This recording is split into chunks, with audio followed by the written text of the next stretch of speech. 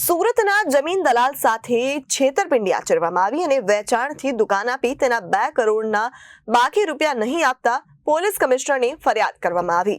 મળતી વિગતો અનુસાર ફરિયાદી દીપક યશવંતભાઈ પટેલ રહેવાસી Sangita Sarita apartment new Radhe road Surat દ્વારા આજે સુરત પોલીસ કમિશનરને ફરિયાદ કરી મીડિયા સમક્ષ નિવેદન આપતા જણાવ્યું હતું કે આ કામના આરોપી કે જેઓએ વેવાઈ થતા હોવાથી સંબંધમાં ફરિયાદીની માલિકીની દુકાન નંબર 11-12 રત્નપાક એપાર્ટમેન્ટ અડાજણ પાટિયા પાસે આવેલી છે કે જે દુકાનથી વેચાણ 5 કરોડ 11 લાખમાં વેચવાનું નક્કી કરાયું, જેના અમુક રકમ ચેકથી અમુક રોકડેથી આપવામાં આવ્યા અને બાકીના પૈસાની ઉઘરાણી કરતા સંબંધમાં વેવાઈ થતા હોવાને નાતે તેઓ આટલા પૈસા આપ્યા છે તો બાકીના પણ આપી દઈશું તેવો વિશ્વાસ કેળવ્યો હતો અને ફરિયાદી કેનેડા જતા રહ્યા હતા, પરંતુ અત્યારે હાલ પૈસાની જરૂર હોવાથી પૈસાની ઉઘરામણી શરૂ કરતા રોહિત રમણભાઈ પટેલ દ્વારા પૈસા પડાવવાનો ઇનકાર કરી છેતરપિંડી કર્યાનું માલુમ પડતા હવે સુરત કમિશનરે ફરિયાદ કરી બાકીના નીકળતા 2 કરોડ તેમને પરત મળે તે માટે રજૂઆત કરી છે। ત્યારે આરોપી અનેકવાર ઉઘરાણી કરવા છતાં પણ 2 કરોડ જેવી માગદ રકમ આપ્યા વગર ઊંચા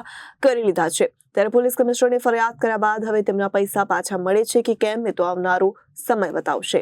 મારું નામ દીપકભાઈ યશવંતભાઈ પટેલ, સંગીત સરિતા એપાર્ટમેન્ટ અડાજણ પાટિયા પર હું રહું છું અને મારો 40 વર્ષ જૂનો ટીવીનો શોરૂમ અડાજણ પાટિયા રતન પાર્ક એપાર્ટમેન્ટમાં આવેલો હોય એ મંદીના દોરમાં અમે 2018માં વેપાર ધંધો બંધ કરી એ દુકાન વેચવા કાઢી। નવીનભાઈ નારાયણ કરીને સાયન્સ સુગરના ચેરમેન એ અમારી દુકાન ખરીદવા આવ્યા। એ ઉંભેડ ગામના વતની હતા। લેતી વખતે જ્યારે સોદો ચાલતો હતો ત્યારે એમણે પૂછ્યું કે તમે કયા ગામના? અમે કીધું અમે ઈચ્છાપુર ગામના અને એમણે કીધું અમે ઉંભેડ ગામના। તો મારા દીકરાના ઉંભેડ ગામે ટૂંક સમય પહેલાં જ એન્ગેજમેન્ટ કરેલા હતા એ લોકોની સમાજમાં જ। એ ઓળખાણ નીકળ્યા બાદ જે મારા દીકરાના સસરા થતા રોહિતભાઈ રમણભાઈ પટેલ, જે હાલ તફસીલ હાઉસિંગ સોસાયટીમાં વરાછા રોડ પર રહે છે, વર્ષો ત્યાં રહે છે,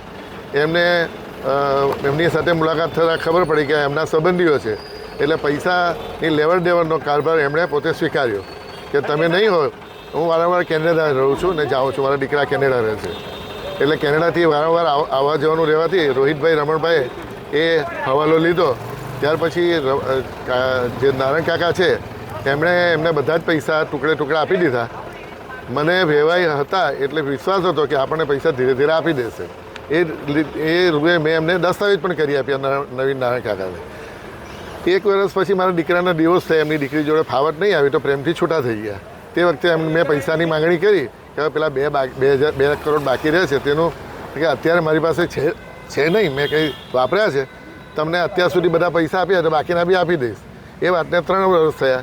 એ પૈસામાં અલગ કરે છે, ફોન રિસીવ નથી કરતા અને ગમે તેમ ગાળાગાળી કરીને પૈસા થાય તે કરી લો, પૈસા નહીં આપશું। ત્યાર પછી હમણાં 1.5 મહિના પહેલાં હું કેનેડાથી આવ્યો ત્યારે વકીલને મળ્યો અને વકીલે કહ્યું કે ભાઈ તમારા નાણાં લેવાના હોય તો તમે કમિશનર સાહેબમાં ફરિયાદ કરી શકો, હવે કાયદાની રૂએ એ પકડમાં આવશે। એ વકીલની સલાહથી અમે કમિશનર સાહેબમાં ફરિયાદ કરી, અમને વિશ્વાસ છે કે અમને ન્યાય મળશે। Reporter Arvind Rathod, Janadesh news, Surat.